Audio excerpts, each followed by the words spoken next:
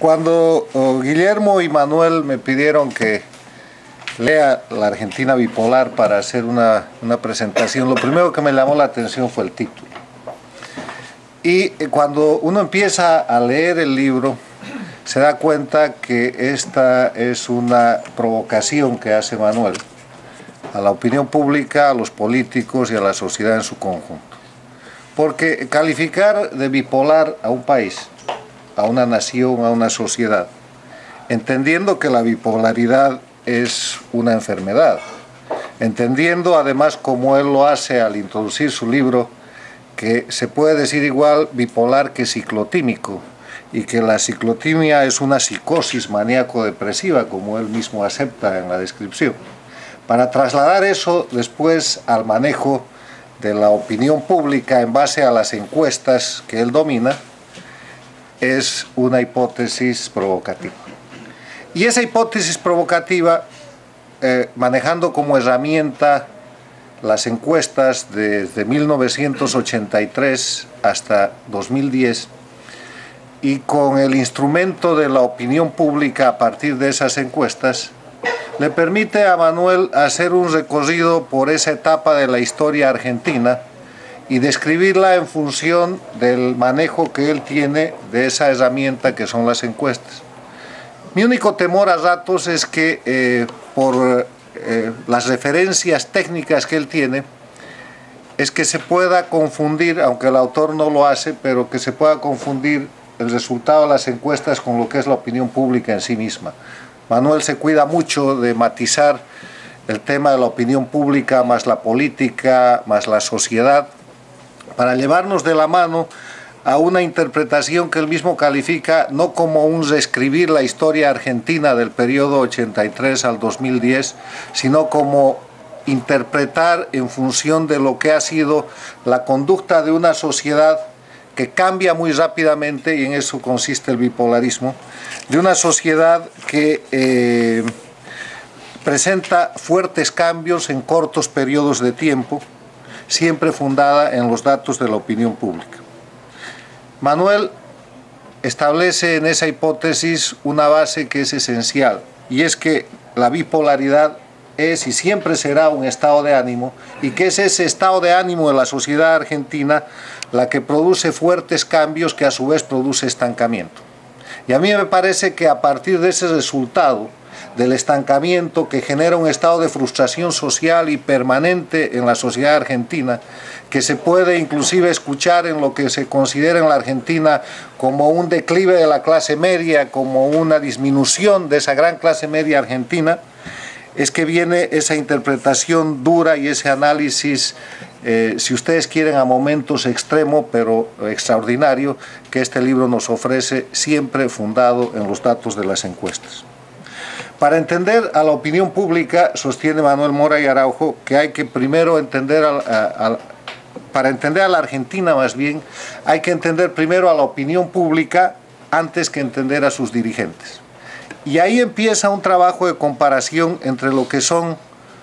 los dirigentes y la opinión pública, para terminar en la parte final del libro, en lo que él llama el epílogo, responsabilizando a la clase dirigente argentina de la actitud de la opinión pública, cosa que puede resultar muy atractiva para el general de la opinión pública, pero que yo creo que tiene que buscar un equilibrio entre lo que es la interacción de esos líderes faltos de liderazgo o de esos dirigentes faltos de liderazgo con lo que es una opinión pública demasiado cambiante y reactiva.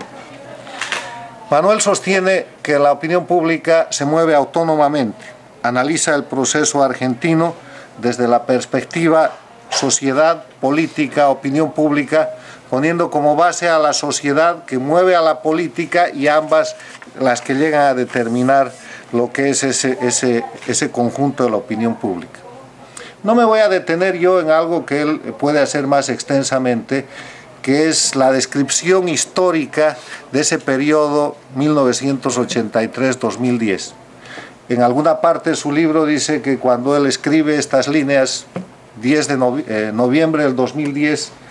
había muerto el dirigente y expresidente de la Argentina, Ernesto Kirchner, y él se anima a dar muy brevemente lo que podría pasar en el futuro, un futuro que ya ha sucedido ahora en el 2011 y que nos ha dejado a la presidenta argentina como reelecta. Tal vez en su comentario Manuel pueda completar esa parte que no está escrita en el libro para seguir con esa hipótesis de la Argentina bipolar en función del resultado electoral que ahora tiene la Argentina. En la parte final del libro, en lo que él titula el epílogo, hace un análisis muy interesante tratando de mirar a futuro, hablando de lo que sería el futuro político y la sociedad, sosteniendo que en el análisis de la influencia militar a la que saca de escena prácticamente en el futuro político argentino, que hay dos factores que mueven a las sociedades a producir cambios discontinuos en sus sistemas de gobierno. Primero, el descontento por la situación económica y segundo, el descontento por el régimen político. En cuanto a la opinión pública, concluye que es una opinión pública, la Argentina, con absoluta falta de consenso, donde no es posible sostener políticas de Estado, donde no hay confianza ahora en los dirigentes sino en los sectores, porque el liderazgo es malo, donde hay falta de voluntad de dirigir a la colectividad y donde con demasiada frecuencia las respuestas son a corto plazo. Y al ser respuestas a corto plazo, eso evita precisamente que no se presente lo que él llama la bipolaridad, o eso alienta más bien esos cambios y esas fluctuaciones tan diversas, tan contrastantes en periodos tan cortos de tiempo. Y para eso yo utilizaría un par de los ejemplos de la estadística que él maneja a lo largo del texto, que es, por ejemplo, la Argentina liberal versus la Argentina estatista, la Argentina que en determinado momento se muestra abierta al sector privado, a la privatización, versus una Argentina corporativista que cambia y que alterna de manera realmente fuerte en un periodo menor a los 20 años. En cuanto a la política, Manuel en su epílogo hace hincapié en la baja calidad de la representación, castiga muy duramente a la dirigencia política argentina a partir del instrumento que son las encuestas y pone como parámetro comparativo planteando que es necesario formar una dirigencia innovadora, las generaciones transformadoras de la realidad que se sucedieron, la generación del 37 y la generación del 80 del siglo XIX. Explica cómo esas generaciones pudieron implantar una idea, pudieron combatir intelectual, militar, políticamente y llevar adelante un proyecto de nación, y muestra que a partir de entonces en la Argentina no ha habido un fenómeno parecido. Y ahí a mí lo que se me ocurre es un proceso circular que también lo describe el autor, en el cual, ¿qué es primero? ¿El dirigente o la opinión pública? ¿Y quién está en ese juego circular teniendo mayor responsabilidad? Yo creo que lo que queda,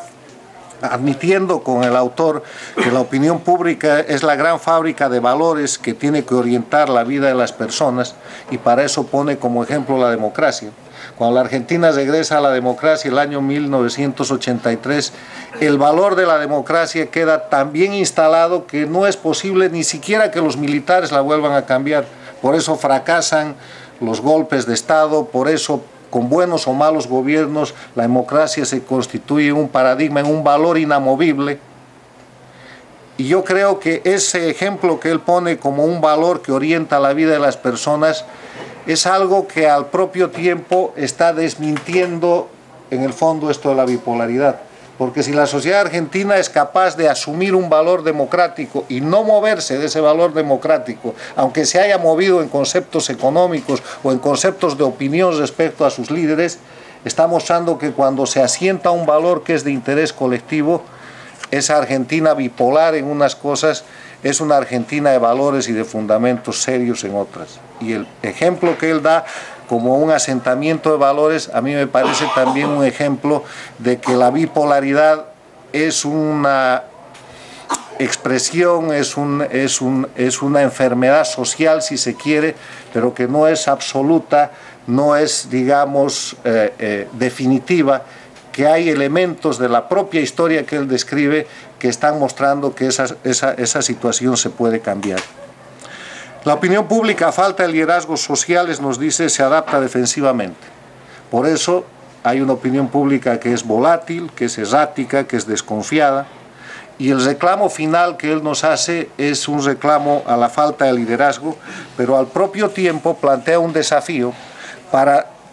cómo generar, cómo influir, cómo formar, cómo sostener, cómo cambiar esa opinión pública. Y él cree, lo ha dicho en las páginas anteriores, que eso es posible a través de un liderazgo, de la promoción de líderes que tengan conciencia de ese liderazgo y que lamentablemente en los últimos años la Argentina no ha producido. Más allá de los rasgos históricos y del análisis realmente extraordinario de la aplicación de las encuestas y de los resultados estadísticos que hace el autor, yo quiero concluir diciendo que la Argentina bipolar de Manuel Mora y Araujo es una invitación a estudiar el fenómeno que se produce en la opinión pública. Y es una invitación a trabajar desde las cuestiones académicas y desde el mundo de la política en cómo influir positivamente para introducir, para asentar y para afirmar valores en la opinión pública, de manera que se pueda conducir esa opinión pública como en algunos momentos épicos de la historia de la Argentina y de muchos países ha sucedido. Es también una invitación para mirar si esta enfermedad que él describe con tanta dureza respecto a la Argentina es una enfermedad que está presente en otros países,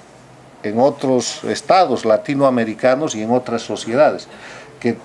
tendrán los mismos recursos estadísticos y de encuestas, sobre todo desde los 80 hasta ahora, pero que no han tenido un autor como Manuel Mora y Araujo que se detenga a hacer un estudio aplicado, político y sociológico a lo que es el fenómeno de la opinión pública. Es un libro muy valioso para académicos, para políticos, pero sobre todo para quienes, más allá